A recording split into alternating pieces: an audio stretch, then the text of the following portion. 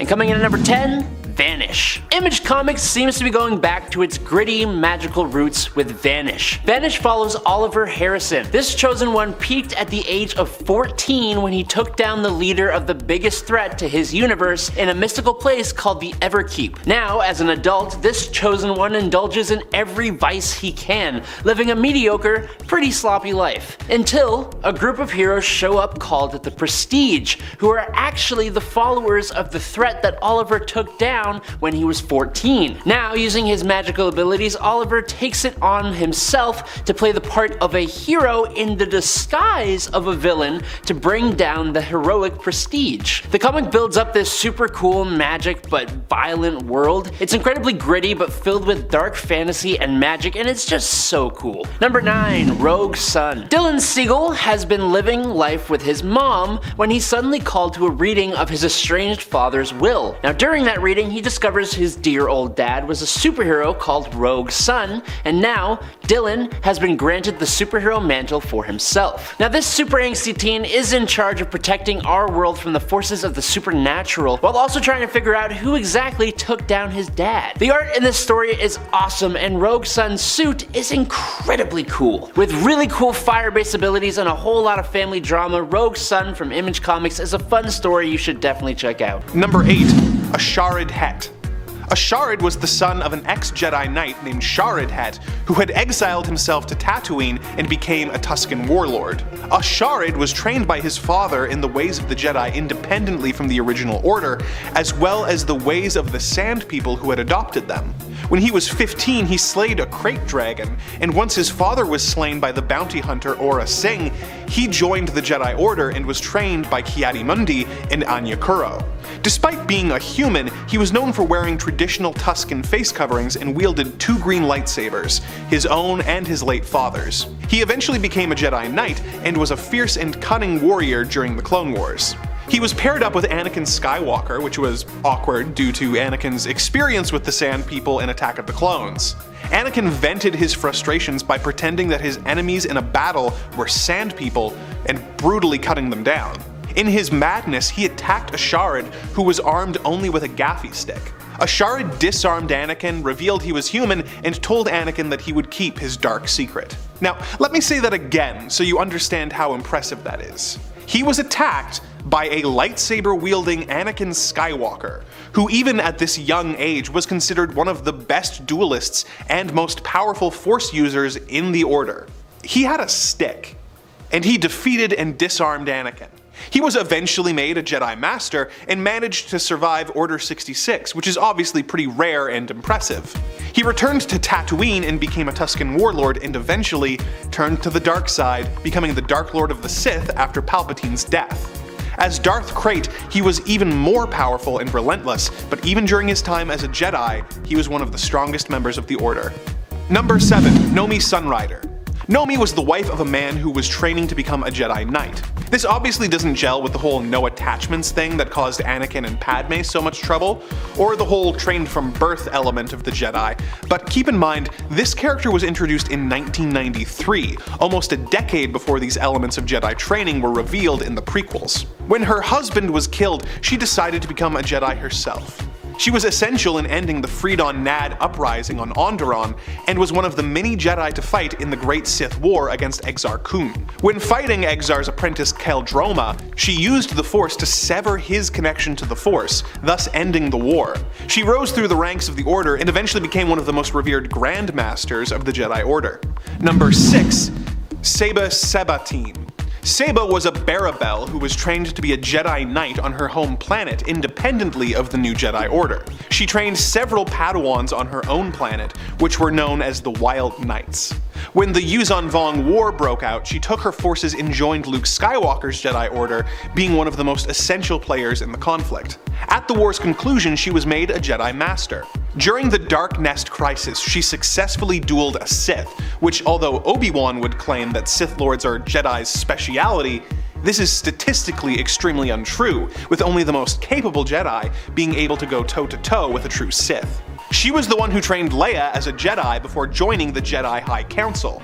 She was a key warrior in the Second Galactic Civil War, when anti-Jedi sentiment, fostered by Galactic Alliance Chief of State Nasari Dalla, caused Luke to be exiled. Sabo became the new Grand Master of the Order, deposing the Grand Master Dalla had installed. She then led a coup against the corrupt Chief of State. After this, Luke took the Order back and Sabo was made one of the Triumvirate, the group that replaced the position of Chief of State in the Galactic Alliance. She also personally defeated one of the avatars of the dark side entity Abeloth, helping Luke save the galaxy yet again. Number 5. Satele Shan. Satele Shan is the descendant of the lead characters of my favorite Star Wars story, Knights of the Old Republic, Revan and Bastila Shan. Being descended from some of the GOATs, she is naturally an extremely powerful Jedi of the Old Republic era, leading both Jedi and Republic forces during the Great Galactic War, with her arrival turning the tide of the Battle of Alderaan. She is an extremely skilled duelist, having defeated the Sith Lord Darth Malgus. She was called by the Force on an odyssey across the galaxy, which led her to discovering the long-lost Jedi Order homeworld of Tython. For achieving this, she was named the new Grand Master of the Jedi Order. She led Republic forces to victory against the Sith Emperor, who planned to end all life in the galaxy, and later actually teamed up with Darth Marr in order to defeat the fanatical cult that had been inspired by and was now being led by the spirit of her ancestor, Darth Revan. Number 4. Kyp Durron. Kyp Durron was one of the first students of Luke Skywalker's Jedi Order, outpacing his fellow Padawans in a matter of weeks when he began his training relatively late. He became hungry for the knowledge of the Force and was possessed by the ghost of the Sith Lord Exar Kun, who boosted his powers to be able to defeat Luke. He went on a rampage against surviving Imperials using the doomsday weapon the Sun Crusher. His position was ended with Luke's help, and he began a quest for redemption that made him one of Luke's best pupils and one of the first Jedi Masters of the New Order. Against Skywalker's wishes, he led the Jedi to war against the threat of the Yuuzhan Vong in the near-apocalyptic war for the fate of the galaxy, which he saw through to victory before becoming one of Luke's leading advisors on the Jedi High Council. He was also a key player in the Second Galactic Civil War when Darth Caedus took control of the government. Kyp was one of the strongest Jedi in the history of the Order and was Luke's prize student, with some believing he was even more powerful than Luke himself. Number 3. Meetra Surik. This is a Jedi Master you actually might be more familiar with than you realize. In Knights of the Old Republic 2, you play as a character known as the Jedi Exile. The race, gender, and name of the character are determined by the player in the context of the game, but canonically, this character is Meetra Surik. Meetra was a Jedi Knight who followed Revan to battle during the Mandalorian Wars, eventually becoming a general. Her actions at the Battle of Malachor V ended the war in the Republic's favor, but resulted in the deaths of many soldiers on both sides of the conflict.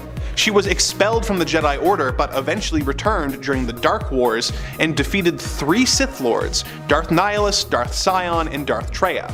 She reformed the Jedi Order and was given the rank of Jedi Master. After this, Meetra left in search of the long-missing Revan to help him defeat the Sith Emperor, who was planning an invasion. They attacked the Emperor, but were betrayed by their ally, Lord Scourge, resulting in her death. Despite this, she continued to help the Republic cause, keeping Revan company as a Force spirit while he was kept in stasis for years, and leading other Jedi Knights to rescue him and help him defeat the Emperor before she left to become one with the Force. So, my point is that Meetra can be killed, but she can't be stopped. Number 2. Lord Hoth. Remember during Phantom Menace when Qui-Gon Jinn is telling the Council that he thinks Darth Maul is a Sith Lord, and they all scoff at the idea, saying that the Sith have been extinct for almost 1,000 years? Well, the reason they were extinct for almost 1,000 years was the Jedi Master known as Lord Hoth.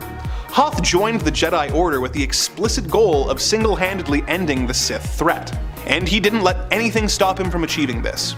He became the Battle Master of the Jedi Temple, as well as the Supreme Commander of the Republic military. He led his forces against the Sith Lord Skir Khan during the New Sith Wars, surviving harsh conditions, low supplies, and the dwindling morale of his forces.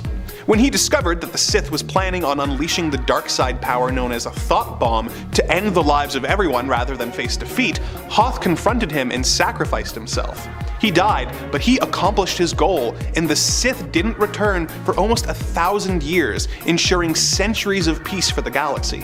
Number 1. Coleman Trebor. Coleman Trebor was a Verk from the planet Sembla, who was considered one of the greatest Jedi of the Republic era. He had considerable diplomatic abilities and was known for his ability to peacefully settle interplanetary disputes without ever drawing his lightsaber. Due to his species having 360-degree vision, he was also one of the Order's best lightsaber combatants. When Chancellor Palpatine was almost assassinated by a group of assassin droids, he and Shaak Ti took out all of the droids without being scathed.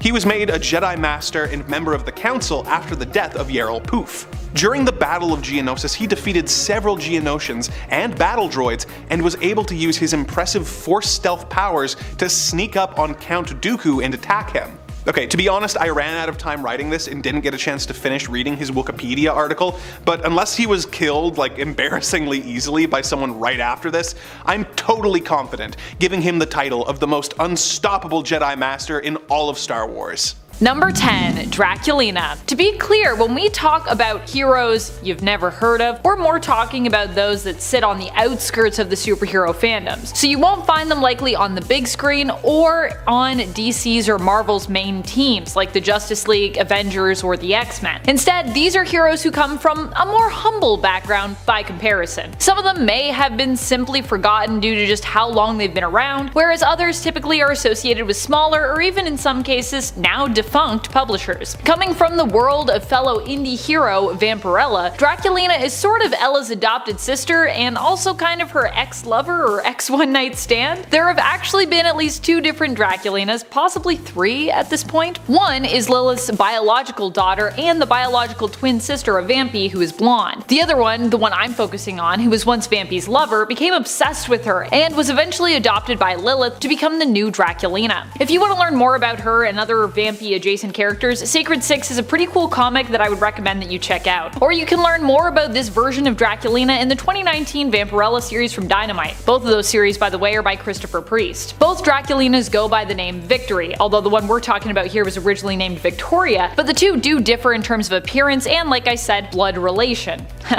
Blood relation in this context almost becomes a vampire pun. This new Draculina isn't exactly a vampire, by the way, but is armed with a demonic ring that basically grants her powers similar to one, allowing her to accurately play the part. Draculina is currently a property of Dynamite Comics. Number 9. Tony Chu. Tony Chu is a quirky and unique character, but still is ultimately a hero, and even technically has superpowers, so he would qualify as a superhero. Tony is a detective who possesses the unique power of sebopathy. Whatever he eats, except for beets, he gains in-depth knowledge of, being able to tell where all the ingredients that make it up came from, being able to taste everything about that ingested food. Tony uses this skill to basically solve murders mainly, sometimes even ingesting parts of victims or the accused, sometimes even ingesting parts of the victims or the suspects to learn more about the case and help solve it. He initially worked for the Philadelphia Police Department, but ultimately gets fired after they witness him eating part of a deceased suspect. He later is hired by the FDA. At number 8 is Dr. Mirage. Published by Valiant Comics, this hero's powers are all concerning the realm of the paranormal, having been born with the ability to see and speak to the dead. But the story told in this series explores how Dr. Shan Fong Mirage suddenly loses her abilities. And this comes at an awful time for her as she's just lost her husband. It's a tale of irony, which I won't spoil the ending of, but it's known to be a very gripping story about love and loss tied into the superhero genre. It's fair to say that there will be a few tear-jerking moments in this one, so avoid it if you're sensitive to that kind of stuff. I mean, Dr. Mirage spends the series trying to bring her husband back from the dead right when her powers to call upon the dead start to disappear. That's a rough one to process. Okay, at number 7 is Thunderbolt. This hero first made an appearance in 1966 in a self-titled comic book series published by Charlton Comics. Only after Charlton sold all its superhero properties to DC in 1983 did Thunderbolt make his way to the DC family. But there was a good chunk of time there when Thunderbolt was completely indie. But that's the backstory of how it's made. What about the hero himself? Well, he's definitely got a cool look and name, but his abilities are kind of basic, all things considered. He's basically just got the classic enhanced strength, speed, and durability. One notable power would be his telepathy and control over animals, which is pretty cool. His origin is pretty unique, having studied with Tibetan monks who believe him to be the Vajra, or the protector of the monastery. This training gives him a mantra that allows him to push through some pretty challenging encounters using the power of his mind, repeating, "I can, I must, I will," to avoid succumbing to pain and fatigue. At number 6 is Witchblade. This comic series was first published by Top Cow Productions, part of Image Comics, starting in 1995 and ending in 2015. But picked up again in 2017 and then 2021 for new series. So this indie superhero has had quite a life already, without being touched by DC or Marvel. The superhero in the story isn't one person, but a handful of them, basically anyone who wields the Witchblade, which is a conscious, ancient gauntlet that gives the wearer superpowered abilities. The Witchblade is more than a weapon though. It's actually known as the male offspring of the Darkness and Angelus, two opposing aspects, as they're called, of the universe. And for some strange reason, whoever hosts the Witchblade must be female. The original host was Sarah Pizzini, a New York City detective. Then the weapon was taken on by Danielle Baptiste, a young dancer with impulsive tendencies, and it currently is hosted by Alex Underwood in the Revival series. The Witchblade offers powers of summoning, usually used for weaponry and armor, healing powers, superhuman strength, and shapeshifting, among other traits. Coming in at number 5 is the Spirit. This hero makes his debut back in 1940 as part of a 16-page newsprint created by Will Eisner. So this guy is very old, and makes most of his mark with the 5 million copies sold in the 1940s alone. In these newspaper prints during the Golden Age, the Spirit makes his mark as one of the most popular superheroes even during Marvel and DC's rise to fame.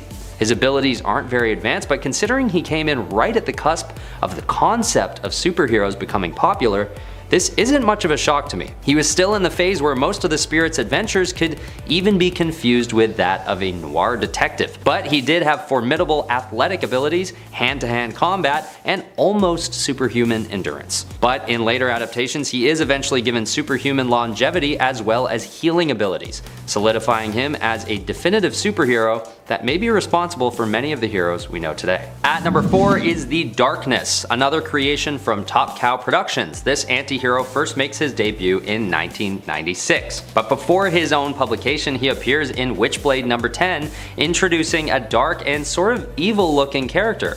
But despite his work in the criminal underworld, he's still widely considered a superhero or anti-hero, so I'm keeping him on the list. The story is about Jackie Estacado, a 21-year-old gangster who, on his 21st birthday, inherits the Darkness. The Darkness is an ancient entity that predates the history of the universe and passes from one host to another between generations.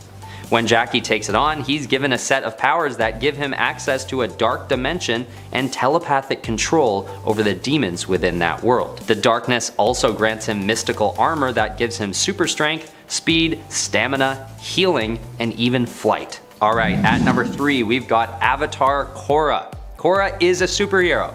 She has superpowers in her own comic book series. Most people who get lost in the magical world of Avatar might not realize that the stories being told in this world are very similar to those of your typical superhero story. Korra trains at a young age in waterbending, earthbending, and firebending, which are pretty much superpowers. Except in this world, it takes dedication and training to acquire these powers, whereas in many superhero stories, powers are often stumbled upon or gifted at birth. Following the death of Avatar Aang, Korra takes up the mantle of Avatar at the early age of 4, when she performs her impressive grasp of the Avatar powers to the Order of the White Lotus. It's a really powerful and impressive universe that Nickelodeon has put together, and it's not often that such a thorough and immersive world is started in the context of a children's cartoon.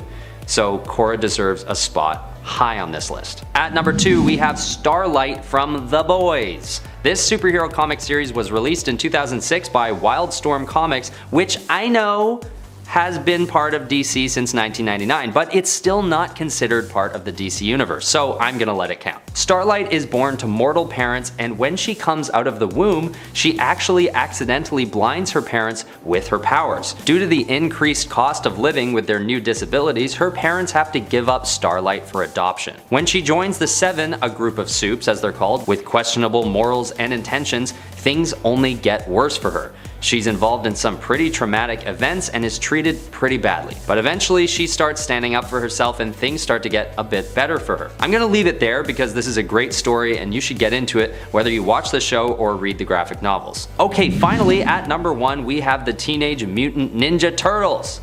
First published by Mirage Comics in 1984, TMNT was actually meant to just be a one-off comic issue, but due to its popularity, the creators decided to keep it going. The legacy of these four beloved reptiles began one insignificant night when co-creators Kevin Eastman and Peter Laird were doing some brainstorming, and they thought it was a funny image to have one of the slower animals in the animal kingdom be adept at martial arts. Little did they know this would become, well, what it is today.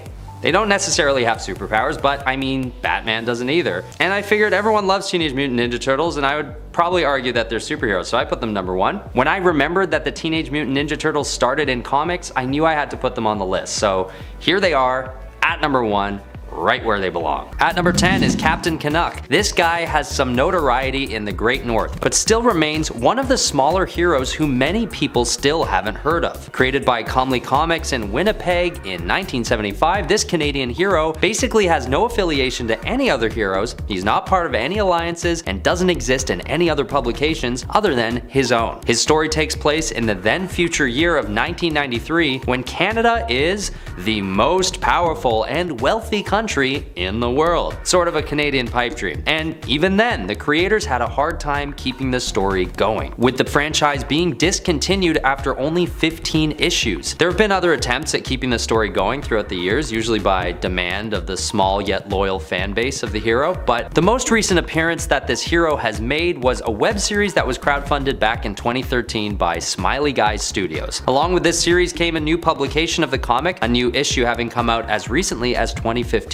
But this was pretty much the first time Captain Canuck has made an appearance in 30 years. He sits further back on the list only because the character himself has a pretty forgettable power set and backstory. But I mean, he only had a short shelf life. I believe if he was given more time, he could have gained a lot more depth and gotten much more powerful. At number 9, we have Spawn. This guy's pretty well known in the comic book community, but some people may not realize that he's not actually part of the DC or Marvel universes. This character was actually originally published by Image Comics, first appearing in 1992 in the self-titled comic Spawn. This guy's story is pretty cool. He's originally a CIA agent named Al Simmons from Detroit, Michigan, who specializes as an assassin. And basically, after butting heads with his director at the CIA, he's betrayed during a mission and killed by said director. And he goes to hell, you know, cause of all the killing. But while he's down there, he makes a deal with a demon named Malebolgia that if he goes back to Earth as a Hellspawn and works his evil deeds on the human plane, he'll be able to see his wife one last time.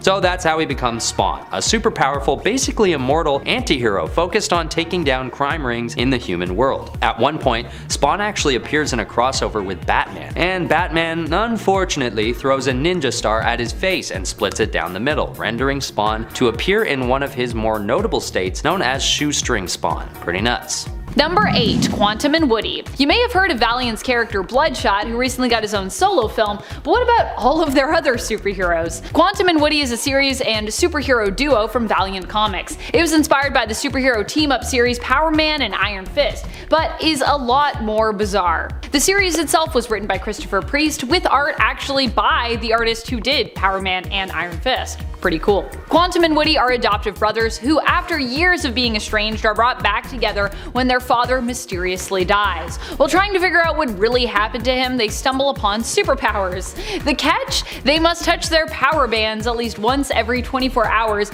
to not only keep their powers, but also keep from losing their lives as well, as they would then no longer exist if they didn't touch their band. Quantum's powers are more defense-based, while Woody's are more offensive. Oh, and they also kind of have an animal sidekick, Vincent Van Gogh, who is even more bizarre than he already sounds. Just trust me, I don't want to spoil anything, but Vincent Van Gogh. What a goat. Number 7. Josephine. More commonly referred to as Jo, Josephine is the main character and hero of the Fatale series. More commonly referred to as Jo, Josephine is the main character and hero of the Fatale series, which comes to us from Image Comics. Fatale is a supernatural noir-style comic created by the brilliant team-up of writer Ed Brubaker and artist Sean Phillips. Seriously, I love these two together. Some might argue that Jo isn't really a hero as she's a little bit selfish, but in focusing on uncovering the mysteries of her own power and in trying to save herself, she does inevitably save others.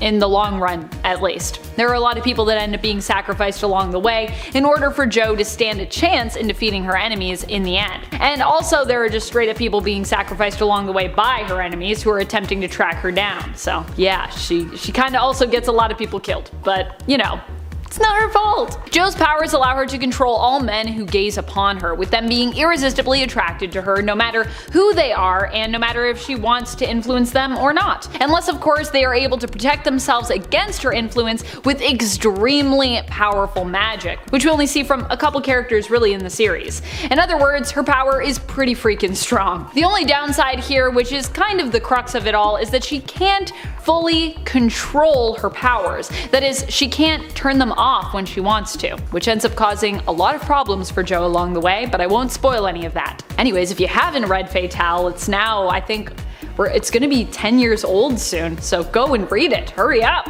Came out I think in 2012. That's when it started. Number 6. King Mob. King Mob is the leader of the Invisibles. He was once a horror writer who wrote under the pen name Kit Morrison. As the series The Invisibles is created by Grant Morrison, Mob is believed to be sort of a fictional stand-in for Morrison himself. King Mob's legal name was Gideon Starozowski, and he struggles with his alter persona, especially troubled by how violent he, as King Mob, can be. King Mob is not only a leader who wields power in that sense, because he's a leader, but also has experience with firearms and weapons, is a skilled martial artist and fighter, is psychic, can time travel, and employs the use of chaos magic. So, lots of cool things that he can do. Also, if you haven't read The Invisibles, it is really trippy. Go read it. If you like The Matrix, you'll probably like The Invisibles. If you like The Matrix and if you like Doom Patrol, which of course is also Grant Morrison. Not The Matrix, Doom Patrol. Number 5. Laura Wilson / Persephone. Laura Wilson is the main character of the Wicked and the Divine series from Image Comics. The series was created by writer Kieran Gillen and artist Jamie McKelvey. In this story, gods come to life cyclically, being kinda reincarnated.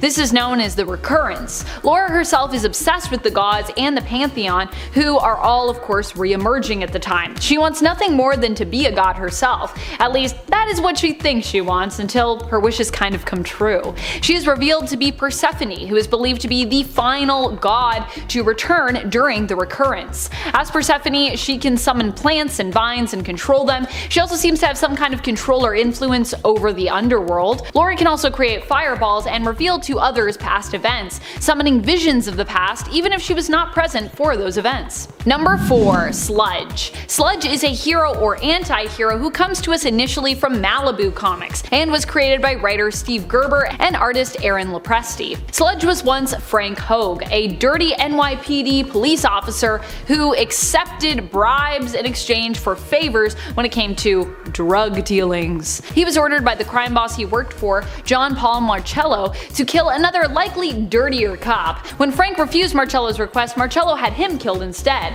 After being shot, a grenade went off, knocking him into a bucket of chemical waste. Who put that chemical waste there? The waste would merge with him after he was dumped into the sewers, turning him into the super heroic monstrosity Sludge. Sludge possesses a healing factor and super strength. He could also kill or mutate his opponents with just a touch. Kinda turns them into sludge. It's pretty dark, really. Number 3. Radiant Yellow. We don't know that much about the newest Radiants, but we do know that they seem interested in protecting innocent people from whatever craziness is currently going on. Okay, hard to keep talking about all of this Radiant Black series without spoiling anything, but once again, I'm gonna try my best. Radiant Yellow appears to be an older gentleman, and as far as I know, we don't really know his name yet. What we do know is that each Radiant seems to have their own power set. At least that's what we're being led to believe by the story and the imagery used. It hasn't exactly all been laid out yet, which is honestly kind of what makes this series so much fun. There's so much we don't know. The mystery of it all. Radiant Yellow, however, seems to have powers based in perhaps light manipulation. To me, that's what it looks like the force blasts that they emit are based in, and it also looks to me like they can perhaps manipulate light to create illusions. That's just based on the imagery that's surrounding them in the comics. Like the other Radiants, Yellow isn't too experienced and doesn't seem to understand the full extent of their powers just yet. Radiant Yellow comes to us from the Radiant Black series, which belongs to Image Comics and is written by Kyle Higgins, who, yes, was also the initial writer of the Power Rangers series, and it was also created by artist Marcelo Costa. Number 2. X-O Manowar. Valiant Comics actually has a whole stable and universe filled with supers, including this one here, X-O Manowar. X-O Manowar is actually the name of the sentient armor that is tied to our hero in this series, Auric of Dacia, a Visigoth from the 5th century AD. Auric would end up being abducted by aliens and enslaved for years before he managed to escape. Auric learned of where his captive's armory was kept and basically ended up getting there and then getting the X-O Manowar suit. He then bonded with the suit and used that advanced tech to escape his captors. However, due to interstellar travel, by the time he arrived back on Earth, it was now the 20th century, basically modern day. Eric would have to adjust to this very different world, and along the way would meet other superheroes from the Valiant universe. That's right, there's not just 2 more, there's a whole bunch of them. X-O Manowar is a character created by writers Jim Shooter, Steve Englehart, and as well as artists Bob Layton and Barry Windsor-Smith. Number 1. Black Hammer. Black Hammer is Joe Weber, the title character of the Black Hammer series, written by Jeff Lemire with artwork by the amazing Dean Ormston. The Black Hammer series was made to be completely different from other more traditional superhero comics, but if I did have to compare Black Hammer to anyone from that more conventional world, I would liken him to Thor myself. Joe Weber inherited the hammer and powers of the former Black Hammer when he died, being transported to the realm of New World as soon as he himself had picked up the fallen hammer. There he learned that he was meant to become the new Black Hammer, replacing the fallen one as Starlock's new and most powerful warrior in the fight against Starlock's evil twin, the Anti-God. While being the title character, Black Hammer isn't actually the main character of this series. As we learn near the end of issue number 1, Black Hammer sacrificed himself to save the world from the Anti-God and keep his fellow superheroes and friends alive. But what really happened to him, and just how and why are his teammates now seemingly trapped in the timeless and kinda eerie town of Rockwood? Well, to find out, you'll have to read on, true believers. Number 10. Wind. Wind is the name of the main character from this self-titled series, also of course named Wind. It comes from Boom Studios and was written by James Tynion IV with art by Michael Dalianos. Wind is a teenage hero who has always hidden the truth of his elven and magical heritage as a weird blood. His heritage grants him great power he's been hiding from his whole life in an attempt to fit in, being made to believe that magic is dangerous and basically turns people into monsters, or in some other way corrupts them. When he becomes too old to hide his pointed ears and who he is any longer, he is forced to either try and change or embrace who he really is. And in order to protect his friends against those who would hunt both him and them down,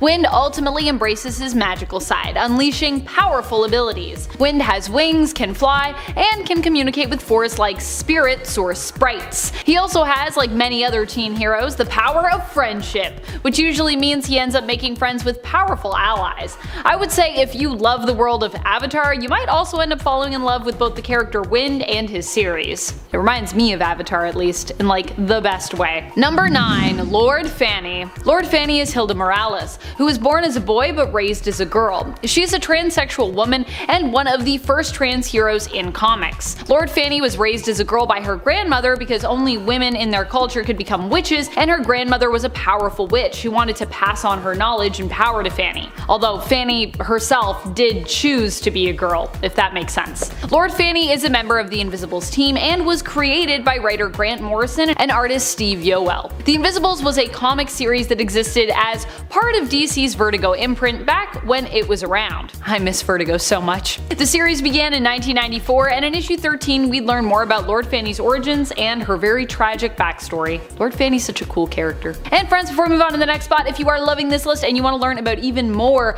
cool, lesser known indie heroes, be sure to let us know by giving this video a thumbs up. Number 8. Red Sonja. One of my favorite lesser known heroes is Red Sonja. Red Sonja comes to us from the less sci-fi, more fantasy based world of sword and sorcery. She is an extremely gifted fighter, marksman, and sword bearer. Red Sonja, the She-Devil, is said to have been given her name for, well, many different reasons. One such story as to how she got her name is that she left to seek out adventure and her fortune and became a mercenary, earning the name Red because of all the blood that she spilled. Red Sonja, while not a traditional hero, pretty much always stands up to those who are cruel and corrupt, often fighting for those who are oppressed, even against her better judgment. She has even fought death before in combat and won, 1, allowing her to live on when she was on the brink of death. Red Sonja was once a character from the Marvel Comics wheelhouse, but currently calls Dynamite Comics her home. Number 7. Vampirella, but you can call her Vampy. Vampirella isn't a conventional hero by any means, but she definitely tries to do what's best by folks while still being a vampire from outer space, and at the same time with ties to Lilith and Hell. Overall, she's both complicated and also kinda super simple, and it's that weird blend of those two very different elements that I love about her. Vampy, being an intergalactic vampire, is super strong, fast, can fly because she actually has wings, and also has been shown to have access to advanced technology at times due to her ties to the planet Draculon. Vampirella is currently attached to Dynamite Comics, but was originally a property of Warren Publishing. Number 6. Savage Dragon. Savage Dragon is a popular hero as far as the lesser known or indie heroes go, so if you haven't heard of him before, you might want to check him out.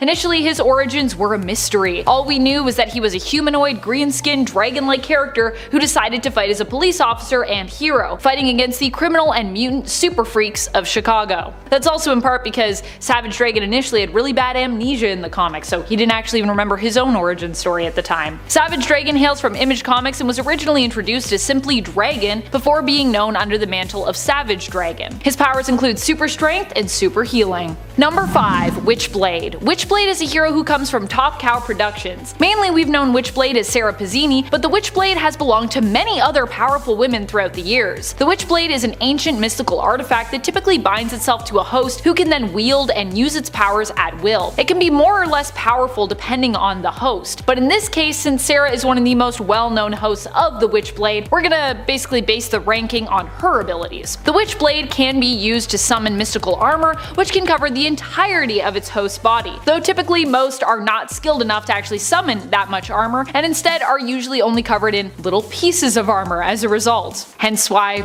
you see that Witchblade art and she's like, not really covered in much. This armor grants the wearer invulnerability, but even if its host is harmed, it also grants the power to heal. Aside from creating armor, the Witchblade can also be used to create weapons on the fly. It also increases its host's strength and endurance. Sarah herself was also a trained NYPD detective prior to becoming the host for the Witchblade, so she also brings her skills as an officer and detective to the table. Number 4. Luther Strode. Luther Strode is the main character in the Strange Talent of Luther Strode series, a series that hails from Image Comics. Luther ends up acquiring powers that enhance his strength, durability, speed, and combat skills after receiving a mail-order exercise program known as the Hercules Method. Luther's powers, however, only create more harm than good in his life and lead to a lot of death, much of it happening as a result of his own involvement. Try as he might to try and do good with it. While not a conventional hero, Luther definitely fits the bill of an anti-hero, or more accurately tragic hero archetype, with everything going awry no matter his intent. He's also someone I would personally love to see take on the hero who made our number 2 spot.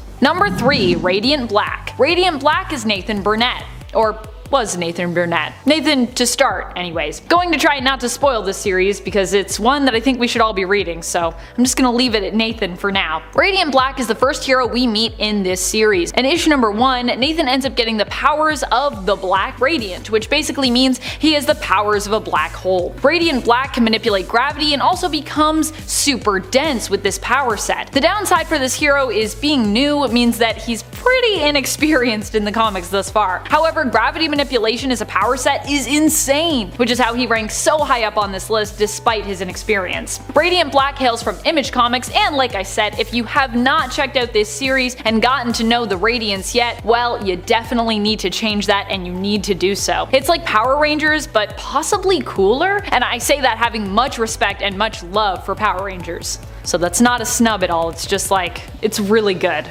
Number 2. Bulletproof. You know Invincible, but do you know Bulletproof? Fans of the comic series likely do, but if you just became an Invincible fan via the animated series, then this isn't a character that you'd be familiar with just yet. After all, at this point we've only had 1 season so far, so it's very likely Bulletproof will appear in the series, just not until a bit later on. Bulletproof is Zandel Rudolph. He got his powers as a result of his brother using him as basically a science experiment, as his brother Tyrone was actually obsessed with superpowers. Sandel would end up getting powers as a result of this mad science, while his brother would end up dead. Bulletproof also goes on to take up the invincible mantle at one point, filling in for Mark when he is off-world. Sandel's powers are based on energy absorption, which I think is one of the strongest power sets to have personally. Bulletproof, like other heroes in the Invincible universe, comes to us from Skybound, which is an imprint of Image Comics. Number 1. The Darkness. The Darkness is an ancient elemental force that takes up residence in a host, granting them special powers. One of the most famous hosts that we have come to know as the Darkness is Jackie Estacado. The powers that Jackie wields are similar to what you'd expect from some kind of demonic force. They're also honestly comparable to Venom's power set from Marvel Comics. At least I see a lot of similarities there. The Darkness gives you access to a sort of mystical armor which can be summoned at will. It also grants the user a healing factor, shapeshift abilities, and through them also the ability to fly via wings that you can create. Jackie as the Darkness can also create dark tendrils, which he can also turn into weapons, and he can also summon entities known as Darklings. While more of an anti-hero due to his methods, Jackie Estacado is still a hero in the sense that he generally fights on the side of good. At number 10 is Jack Staff, the penultimate British superhero. Not actually, this guy is actually known to be kind of a meme hero, but he's notable enough to make it onto this list. Jack Staff is known to have been alive since the Victorian era, which is when he receives his powers. And considering he hasn't aged since then, it can be deduced that he's either immortal or something pretty close to it. He uses a staff, as you could have guessed, and fights bad guys with the use of energy manipulation. This basically just means that he's able to move energy into his staff to strengthen its blows enough to break down walls, and other stuff like that. He was created by Paul Grist under his own publication Dancing Elephant Press, after his pitch to Marvel for a new Union Jack series was rejected. But since then, Jack Staff has been picked up by Image Comics, so that's a win, right? Hey, DM me on Instagram and let me know if you have any more fun facts about Jack Staff. I'd love to know more about this guy. At number 9, we have Darkman. This is a cool one. This superhero was created in 1990 by director Sam Raimi, who you should all know was the main man behind the first and best major live-action Spider-Man film series. But 10 years before that, there was Darkman, a superhero developed by the writer-director himself for a film of the same name starring Liam Neeson. Darkman doesn't have any actual powers, but when he's beaten up and left disfigured by a group of mobsters, he sets off to take down the crime ring himself.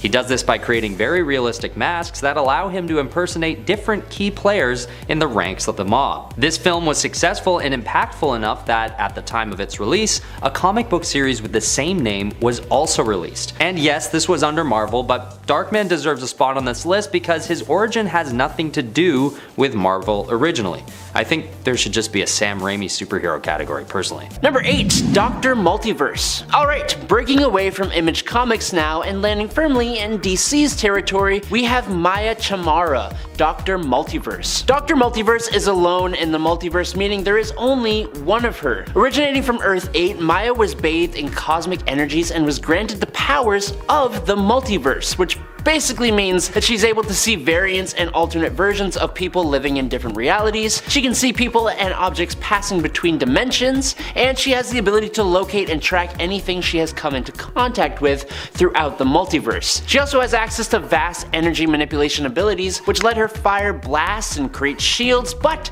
she can totally open up portals to other universes and send people back to their own universe. This former member of the Retaliators became part of the Justice League Incarnate, using her multiversal powers to help this multiversal team of heroes. She's like a DC version of Marvel's Captain Universe, Starbrand, and America Chavez all just mixed into one, but I think she's pretty alright. If you guys are enjoying this video so far, make sure you drop a like to let us know you want more videos similar to this one. Just one little click's all you gotta do. Thanks. Number 7. Batwalker. I'm gonna be honest, I just assumed this had already been done in the past, but no. Dinosaur versions of DC superheroes had not been done before. I'm alright with this because that means this year we were treated to the Jurassic League, a DC story that takes place on an Earth where heroes like Batman, Wonder Woman, and Superman are actually dinosaurs that protect the puny human race from the carnivore dinosaurs who would eat them. There's a Brachiosaurus Supersaur from another world who looks eerily really like Superman, a Triceratops Wonder Dawn hailing from the Isle of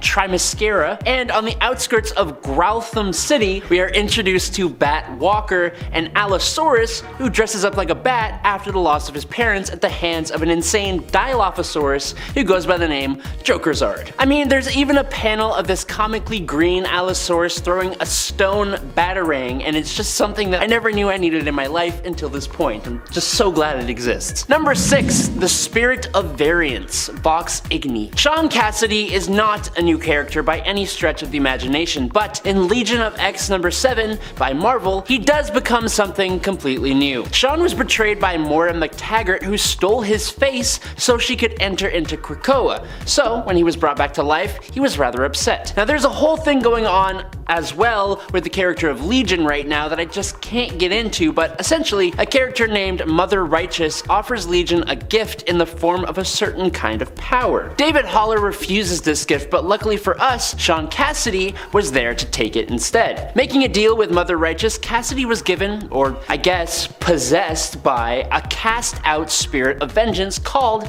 the Spirit of Variance. This transformed Banshee into a flaming skull version of himself named Vox Igni, which is the voice of fire, and if a name like that doesn't sound cool to you, then just look at this character. Good golly, he's awesome. Number 5, Bat Prince. Another alternate version of Batman, I know, but he belongs to probably one of my favorite alternate reality stories to come out of DC Comics, Dark Knights of Steel. This story takes place in a world of medieval fantasy where the Wayne family ruled their kingdom until the mother and father of Superman came to Earth. The L family house became rulers of the land after a horrible attack on the Wayne family. Now, as the surviving son of the Waynes, Bruce serves as both a knight and son to the L family, with his network of Robins and his brilliant mind. But as the world is at each other's throats in this story, this Bat Prince learns about the actions that led to his birth and the powers he now possesses as a half-Kryptonian Dark Knight. Dark Knights of Steel that came out this year in 2022 just has so many interesting and fresh takes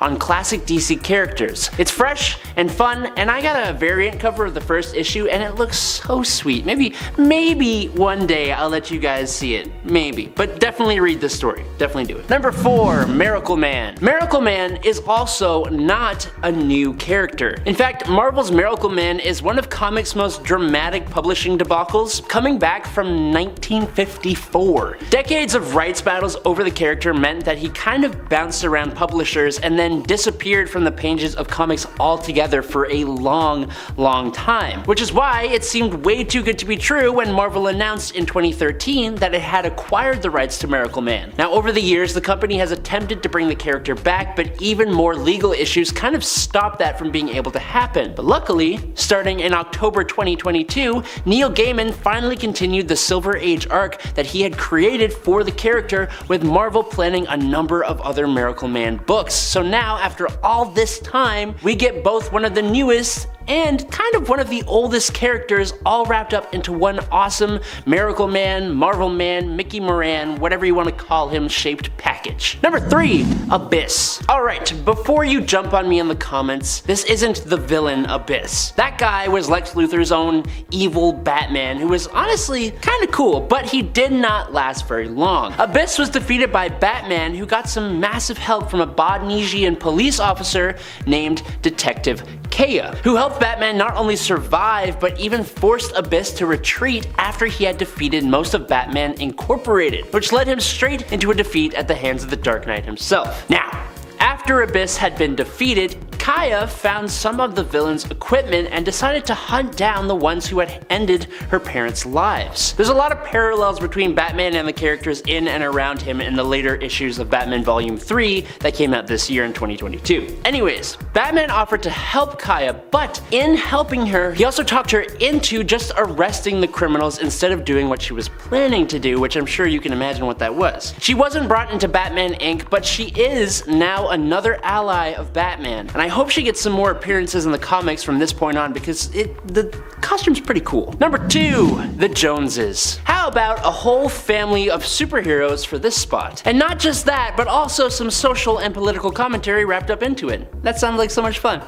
Not really. Anyways, out of AWA Studios comes The Joneses, which is a spin-off of another AWA Studios comic called The Resistance, and it focuses on a suburban family who have gained superpowers after a global pandemic known as the Great Death. All 4 family members, mother, father, sister, and brother, were all transformed into something superhuman, but unfortunately, the world has begun to embrace fascism, born of fear of the pandemic and the superpowered individuals that have appeared, known as the Reborns. The Joneses face some pretty scary consequences if they are exposed as Reborns, and so they are presented with the dilemma of using their abilities for good at the risk of exposing themselves and inviting danger, or just laying low and staying out of the way. It's an interesting little idea for a comic book, and the global pandemic idea seems a little bit familiar. I don't know why. So I found it fun to just jump into this little 2022 comic from AWA Studios, and maybe you will too. Number 1. Guts and Glory. If you're part of the Thunderbolts, are you really a hero? Yes,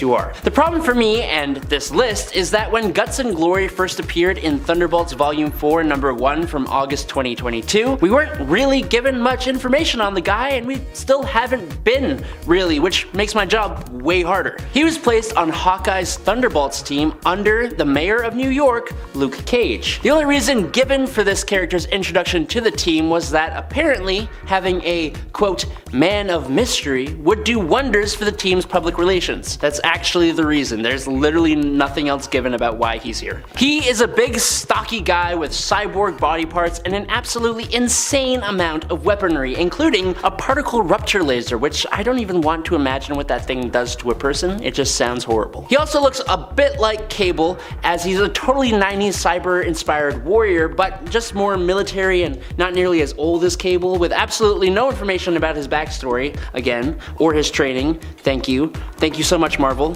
Please change this. Gutson is cool, okay? Thank you. Number 10, Daredevil. No, not that Daredevil. This Daredevil is Bart Hill, who witnessed his father's murder before the killer branded him with a hot iron, making him mute with shock. He learned to become an expert boomerang thrower and became a costumed crime fighter. He was later rendered unmute with no explanation, and honestly isn't that interesting. He actually appeared after Superman, but fell into the public domain and has therefore been used by several different publishers, although they often change his name to avoid conflicts with the Marvel legal team. Number 9, Miss Fury. First appearing in 1941 in newspaper strips published by Bell Syndicate, Marla Drake was a wealthy socialite who was attending a party when she discovered that another woman was wearing the same outfit as her. In order to prevent embarrassment, she changed into a ceremonial panther skin outfit that her uncle had taken from Africa and willed to her. The suit of course granted her superpowers, which she used to fight crime and achieve a level of cultural appropriation most white people can only dream of. Talk about my culture is not a costume. Her powers are basic acrobatic, climbing, and fighting powers, and she was known for using her claws and whip against her enemies. She actually didn't use the suit very often, as her manservant, a Brazilian albino Indian named Albino Joe, Jesus Christ. Well, he warned her that every favor that was gained through black magic would result with 2 misfortunes. Her comic strip appearances were later compiled by the company that would one day become Marvel, Timely Comics. This has made the rights to her a little hard to follow, as she is considered canon to the Marvel universe, but also has appeared in comics published by both Malibu and Dynamite Comics. What makes her notable is that Miss Fury was the first female superhero to actually be created by a woman. Alright, that's all of the characters who you could argue were part of the Golden Age. From here on out, all of the entries were created before Superman first appeared in June 1938. Number 8, Bitewing. There's nothing that wins me over more than a puppy. But then, DC goes and gives a puppy a 3-legged, gray, blue-eyed pitbull puppy and gives it to Nightwing, probably one of the best members of the Bat family. And then they go and give it the nickname of Bitewing. I literally teared up just typing this part because of the overload of adorable that I got while looking at this. Haley the dog was being chased and mistreated by some teenagers when Dick Grayson stepped in, rescued, and adopted her. Now, the first sidekick turned full-on hero in DC Comics has his very own super pet, especially after she was given a costume and the ability to speak from a 5th-dimensional imp. Now, she fights alongside Nightwing as Bitewing, and it's cute. It's very cute. Number 7, Escapade. I love Escapade, and I also love her BFF Morgan Red. While initially introduced as a criminal in the Marvel Voices Pride issue of this year, I think it's safe to say that Escapade and her friend Morgan and his genetically engineered flying turtle pal, Hibbert, will soon become a team of mutant heroes instead of anti-heroes. I mean, even if they are criminals who steal stuff, they really only try to steal stuff from the worst people, which makes them still pretty altruistic. Escapade is a trans mutant named Sheila Sexton, whose powers involve swapping places with whoever she decides to use her mutant powers on. This can be someone as low level as a random passerby, or someone as high level as another superpowered being who is about to defeat her, or even the President of the United States. So much potential for this power. Number 6. Bolt. Since the live-action Black Adam movie was announced, DC decided that they would also put out a Black Adam solo series for the first time. And in the first issue, it puts Black Adam on the ropes of mortality. In response to this, Black Adam finds his descendant, Malik Adam White, a medical student living in the Bronx. Basically, Black Adam just tells this guy he is going to succeed Black Adam and inherit his power, and then he forces him by having one of his people pop a cap in Malik, and the only way to save himself is to take Black Adam's ring and say Shazam. While Black Adam calls Malik White Adam, Malik gives a good little lecture about the inherent racism there. So he prefers to go by Thunderbolt or just straight up Bolt. From what I've read, I really like his character, and he is supposed to represent a sort of form of redemption for the character of Black Adam because, as they say in the comic, there is no true redemption for Black Adam. Not at this point, at least. Number 5. Amass. Amass is a really cool new mutant. They made their first appearance in Steve Orlando's Marauder series in issue number 4. Amass is a mutant of Threshold, the oldest mutant civilization to have ever existed. They, along with 2 other mutants, had their minds stored within a codex, hoping that they would arrive in the future after being restored and would be able to seek help for their people who were on the brink of extinction when they last left them in the past. Amass's mutant powers allowed them to physically combine mutants and their powers together, joining together to create one basically big ball of mutants, which kind of looks like one big being. Hence their mutant name of Amass. This appears to both psychologically and physically combine whichever mutants they choose with themselves, with their new combined form also possessing all the powers of said mutants, which I think is pretty nuts. Number 4. Grey Wolf. Of the characters I'm talking about on this list, my favorites are absolutely a 3-way tie between Tosin, Bitewing, and this guy, Grey Wolf. Okay, so Lex Luthor was running a crime-fighting experiment around the world trying to create a group of his own similar to Batman Incorporated, with the ultimate goal of creating Abyss, his own Batman. But then he abandoned all these projects that then went wild doing their own thing. So Batman Incorporated's international team, being led by Ghostmaker, go on a mission to bring them down in Batman 2022 Annual Volume 3 Number 1 from July. Their first mission is to Kazbek, Chechnya, to take on Grey Wolf. Grey Wolf was unleashed on the city to help its citizens who had been exposed to Lazarus resin that had made them all extremely violent. With Ghostmaker, he was able to cure the residents and join Batman Inc. as a good guy, but he displayed enough skill to best Dark Ranger, El Gaucho, and Batman of Japan in a 3-on-1 fight, and he beat Wingman 1-on-1. Also, he's like 7 feet tall minimum. Super cool. Number 3. Black Mist. Black Mist is a completely new character who is not yet a member of Batman Incorporated, but who might end up becoming one in the future. She was actually one of my favorite characters to appear in Batman Inc. issue number 1 from 2022. Not only does she look like a badass, but she also seems to be wary of joining up with Batman Inc. Black Mist appears as a sort of consulting detective in issue number 1 of the 3rd volume of this series. We don't know much about her yet, but she seems to be working with Batman Incorporated to help them solve the mystery behind just who is killing all the teachers of Batman and Ghostmaker, and why and how this perpetrator is doing that. One thing we do know about Black Mist straight out of the gate is that she seems to have history with the Knight. The two recognize each other and are presented as friendly to one another. Number 2. Egro the Unbreakable. Okay, so this one definitely took me by a bit of a surprise. Coming out of the 2022 volume of Thunderbolts, specifically issue number 2, we are introduced to Egro. Egro is a super interesting little troll-looking monster who lives peacefully on Monster Isle. But you see, Egro heard of the monster exhibit at the Metropolitan Museum of Art in New York, so naturally he expected to go and see his own statue. He just had to make sure that it captured his true beauty. But What the heck? They didn't have a statue for Egro the Unbreakable? An insult like that could not fly, so he obviously had to destroy the other statues for the other monsters, which brought the Thunderbolts to fight him. Instead, after Egro punched Power Man through the roof with his big lava hands and incapacitated Persuasion with his telepathic abilities, which helped him learn English, he surrendered to America Chavez and explained the situation. Then, he was invited to join the team. Yay! Happy ending for the little steroid Yoda. Number 1. Nightmite.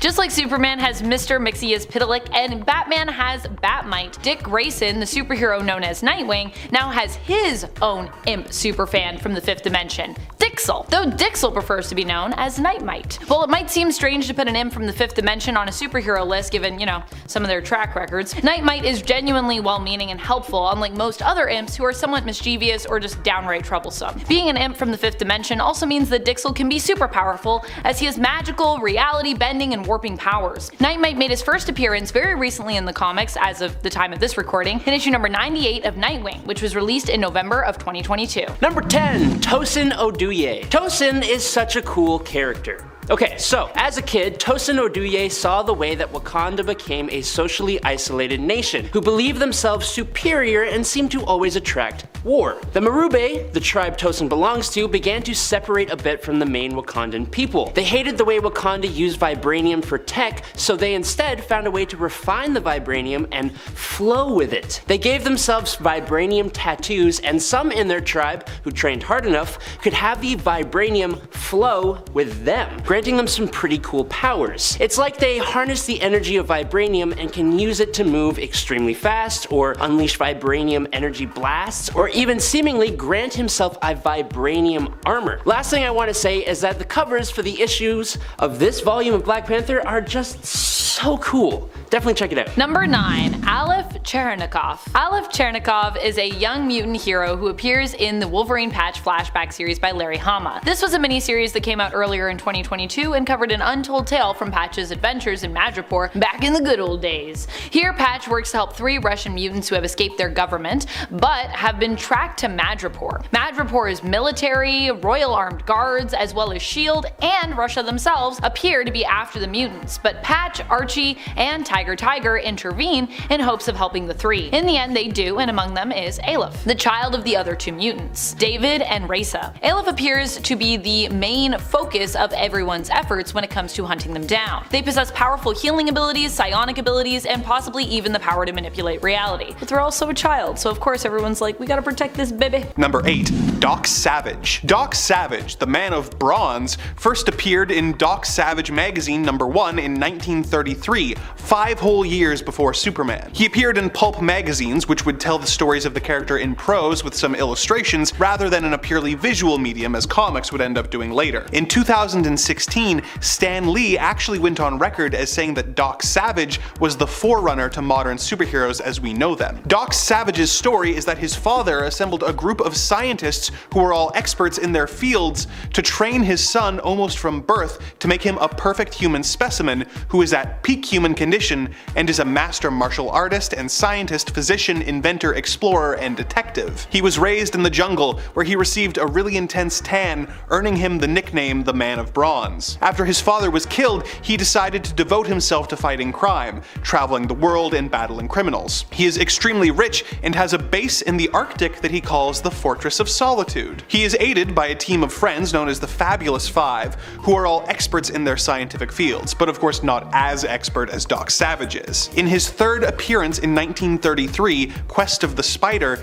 he is referred to as a Superman by one of his colleagues. Doc Savage has appeared in pulp novels, radio stories, and movies over the years, but isn't nearly as well known as the hero he inspired. He has made comic appearances for both Marvel, DC, and Dark Horse over the years. Number 7. The Green Hornet. This is a character you are likely at least aware of due to the Seth Rogen movie and the classic 60s television show starring Bruce Lee, but the Green Hornet's history goes goes back even further than that. First appearing in his own radio series in 1936, the Green Hornet is really Britt Reed, the owner of the Daily Sentinel newspaper. At night, the Green Hornet fights evil with the help of his driver, Kato, in their supercar, the Black Beauty. What makes the Hornet unique is that he pretends to be a criminal so that he can infiltrate the various gangs of his city in order to take them down. In a fun bit of lore building, Britt's father is actually Dan Reed Jr., the nephew of the Lone Ranger. The Green Hornet made the jump from radio to the big screen in 1940, appearing in 2 serials, The Green Hornet and The Green Hornet Strikes Again. He appeared from time to time in his own comic book series, which adapted his radio stories, but his most iconic appearance was in the 1966 television show, which starred Van Williams as the Hornet and Bruce Lee as Kato. The show was made by the same team who made the 60s Batman show, but employed a more serious tone than the campy Batman show. It lasted for 1 season, but has managed to stay in the public consciousness, being the main inspiration for the 2011 film. The license for Green Hornet Comics is currently with Dynamite Comics, who have taken him back to his Depression-era roots. If you want to familiarize yourself with the Hornet's sting, might I recommend Chuck Wagner's Green Hornet Year 1. Number 6. The Shadow. Who knows what evil lurks in the hearts of men? The Shadow knows! First created in 1930, The Shadow was originally the narrator of the Detective Story Hour radio program, which was created to help boost the sales of Detective Story magazine. People began asking the newsstand vendors for that Shadow Detective magazine, and the publishers decided to develop an actual character for the narrator and give him his own pulp magazine series, The Shadow Magazine, which by 1937 received its own radio series. There was some inconsistencies between the character in the radio program and magazine appearances, so we'll go with the more well-known version of the story. The Shadow is a man who has traveled the world and learned how to cloud men's minds and become invisible, hiding in the shadows to attack criminals. He has taken over the life of a wealthy playboy named Lamont Cranston, whose identity he uses to fund his exploits and gather intel from his friend, the police commissioner. If this sounds kinda Batman-y to you,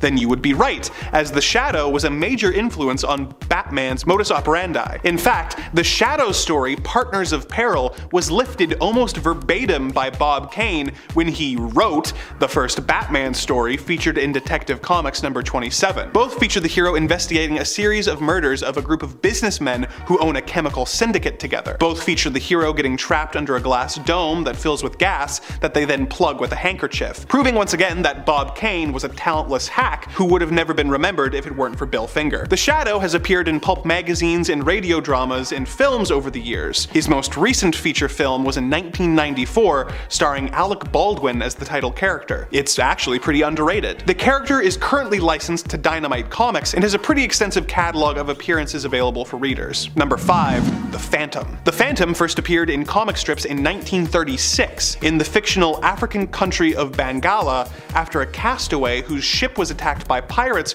washed up on shore and was adopted by the locals. He swore revenge on all evildoers and developed the persona of the Ghost Who Walks, otherwise known as the Phantom. The mantle is passed down through generations, with each new Phantom being sworn to protect the jungles of Bangala. The Phantom whose adventures are most commonly followed is Kit Walker, the 21st Phantom. Although his purple costume might come across as silly, he was the first hero to wear skin-tight clothes and a mask which obscured the pupils, leaving only the white eyes, something that is of course a staple of masked superheroes now. He is also known for wearing 2 rings, one of which he uses to leave a skull-shaped mark on the villains he punches. The Phantom has appeared in comics, novels, serials, and a live-action movie in 1996 starring Billy Zane. Number 4. The Spider. The Spider was created in 1933 to be a direct competitor to the Shadow. He is really millionaire Richard Wentworth, who disguises himself in early appearances by wearing a mask, a wig, and a false hunchback. He has no issues with killing his enemies and always used his ring to leave a spider-shaped mark on his victims' foreheads so no one but him would be blamed for his actions. He is aided by his manservant Ram Singh and is a master of disguise, adopting several aliases in order to infiltrate and gather information. His stories are notable for being extremely violent, with the various villains' death tolls routinely going into the thousands by the end of each story. He was the first pulp hero to be given a live-action serial in 1938, where he was given a new look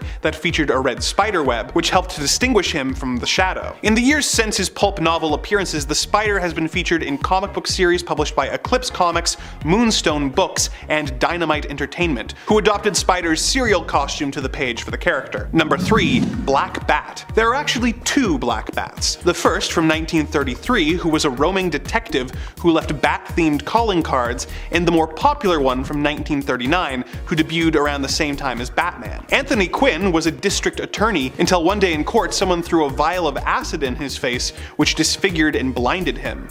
In the words of Tobey Maguire, it looks very, similar. The attack blinded Quinn, but fortunately a police officer who is dying from gangsters' bullets donates his eyes to Quinn. After the surgery, Quinn is not only able to see normally, but can also see in the dark. He becomes a costumed crime fighter who leaves bat-shaped stickers on his victims, so much like the Spider, no one else is blamed for his crimes. Because he and Batman hit the stands around the same time, both publishers sued each other, but the editor of DC Comics, Whitney Ellsworth, managed to broker an agreement that made both companies leave each other free to publish bat-themed stories, although Batman certainly is the more well-remembered of the two. Number 2. Sheena, Queen of the Jungle. Debuting in January 1938, a full 6 months before Superman, is Sheena, the very first female superhero to receive her own self-titled book. Sheena was an orphan who was raised by an African witch doctor who taught her how to survive and various African languages. She grew up in the jungle and learned to communicate with its animals. She eventually becomes friends with a hunter named Bob Reynolds,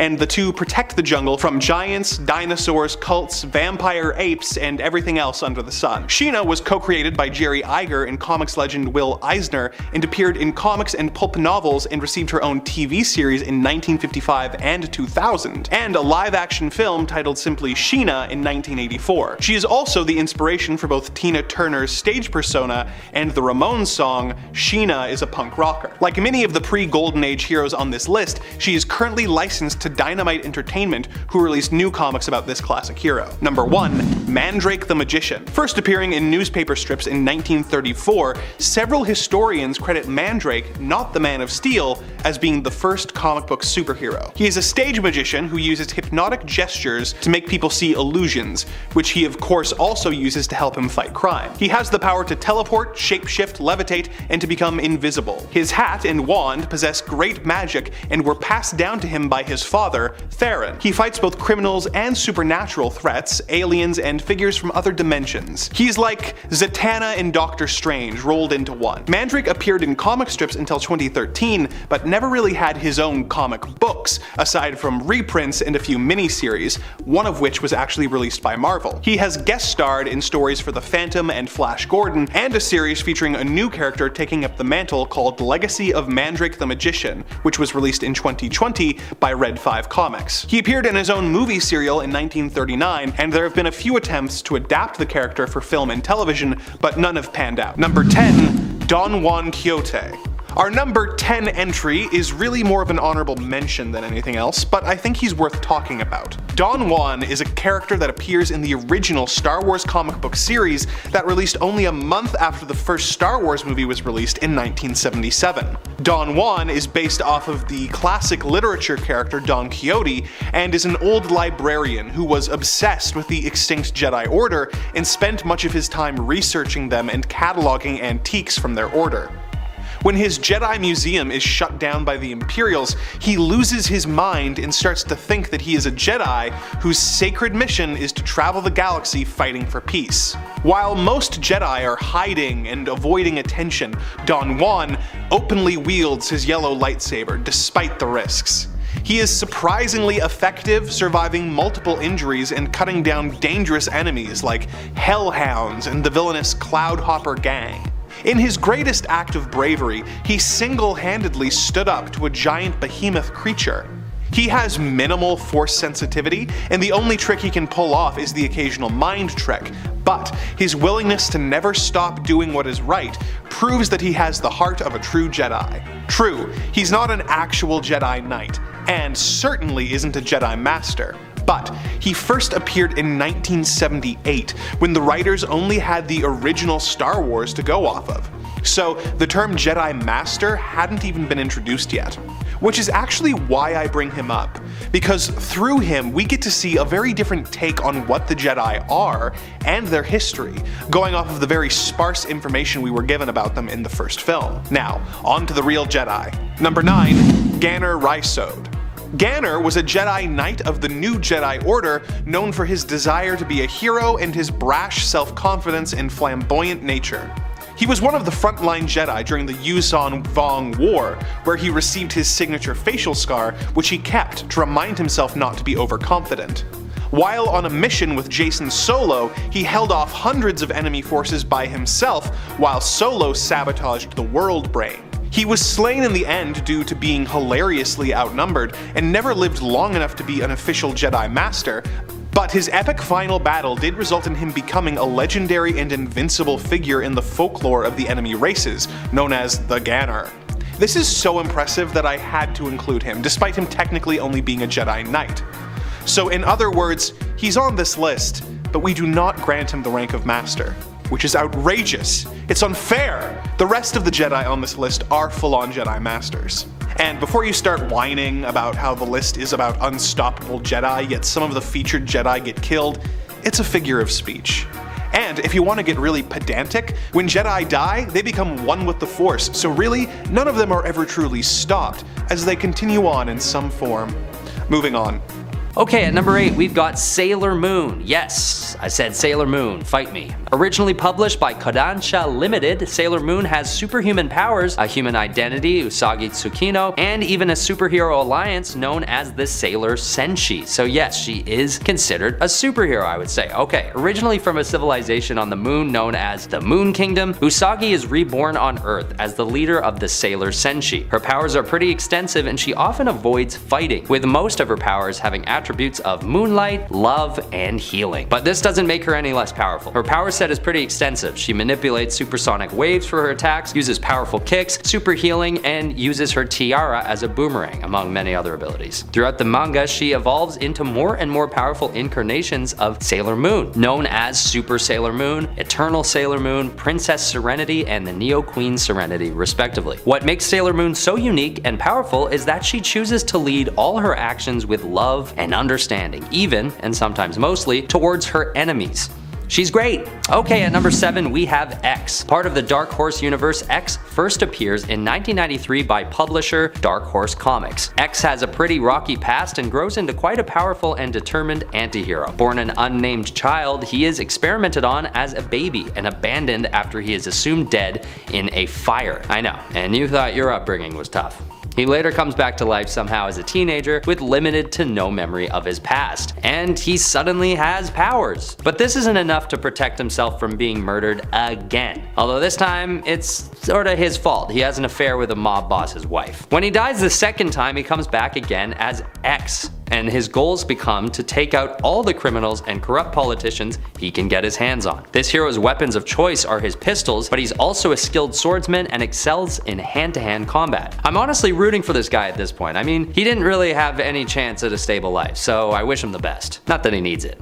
Seems like he can take care of himself. Alright, at number 6 is Plastic Man. Originally published by Quality Comics, this hero was later acquired by DC Comics, but we'll just explore his pre-DC days since that's what this list is all about. First appearing in Police Comics number 1 in 1941, Plastic Man is more of a comedic character, known for his slapstick, offbeat adventures. But his origin actually explores a life of crime for his alter ego, Patrick Eel O'Brien. When he first gains his powers, it's after a failed bank robbery that leaves Eel with a bullet wound, lying on the ground, doused in a strange chemical liquid. He's nursed back to health by a monk in a monastery and learns that he's basically become the knockoff Reed Richards. He then goes off in a red and yellow costume with white goggles that hide his identity, and with him is his silly sidekick Woozy Winks, who has been estranged in his own way, but not from his former bank robbing partners, from the mental institution that he'd been ejected from. What's great about Plastic Man is that he isn't interested in justice or prosperity for good, he just wants to be rich. And Woozy Winks' goal is actually just to get back to that institution he was ejected from, or at least the safety of a padded room and a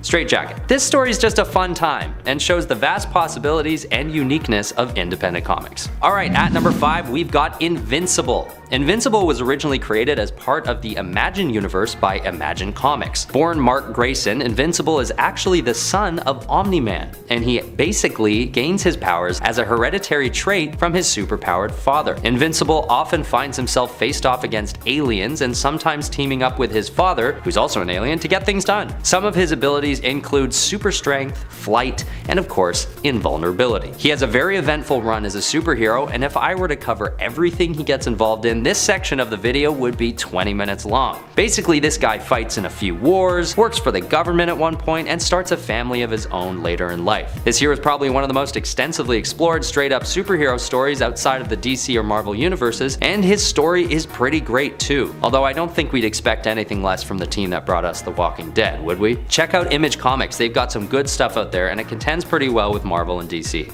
And at number 4, I'm putting Midnighter by Valiant Comics. Started in 1988, Valiant pumped out some pretty good characters and storylines. And they were pretty ahead of their time too, with Midnighter being one of the earlier LGBTQ superheroes. I know Midnighter is part of DC now, but for a while there he was solely the property of Valiant. Midnighter, or Lucas Trent, is experimented on by Henry Bendix, who forms the Stormwatch team of which Midnighter is part. And his abilities are pretty extensive and really cool. He's able to run through almost infinite outcomes of any situation in his mind even before he makes a decision, making him one of the best strategists in the world. And looking at someone as powerful and influential as Captain America, strategy and tactics are always proven to be considered an extremely valuable asset. So I'd argue that Midnighter comes in as one of the most powerful on this list. On top of all that as well, Bendix's fight implants give Midnighter enhanced strength, speed, and durability. And the survival implants offer him enhanced healing, pain tolerance, and environmental adaptation. I just love how useful his powers are, and he just looks so cool as well. At number 3, we've got Shadow Man. Shadow Man is another creation by Valiant Comics, and he's also really cool and quite successful as an indie superhero. And he's a great example of how superheroes don't have to come from Marvel or DC to get their own sprawling franchise. I mean, Shadow Man got his own video game, and Valiant has sold 5.3 million copies of his comics. That's pretty impressive for an indie comic book character. Okay, but what about the actual character himself? So, a young man, Jack Boniface, is born in New Orleans and at a young age is possessed by an extremely powerful voodoo spirit known as Shadow Loa, and his duty becomes to protect the world of the living from the world of the dead. Some of his abilities are basically a fearlessness to evil or danger, super strength and speed, as well as free passage to the world of the dead. What's really cool about this character is that the Shadow Loa, the source of his powers, is a hereditary entity that has followed his ancestors through history. So even when,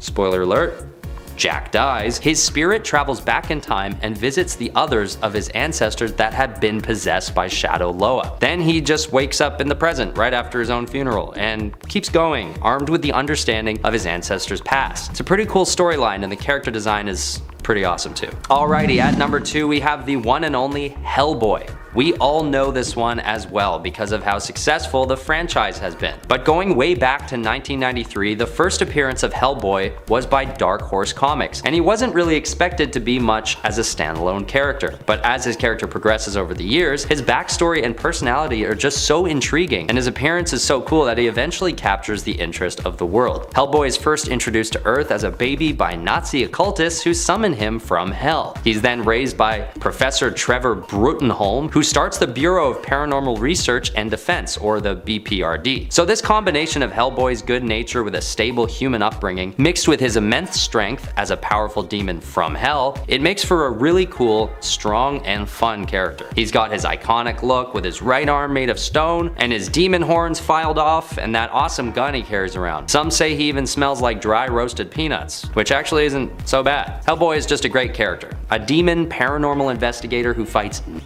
and witches. That's a pretty great recipe for story. And it's proven so, with the movies alone having grossed over $300 million.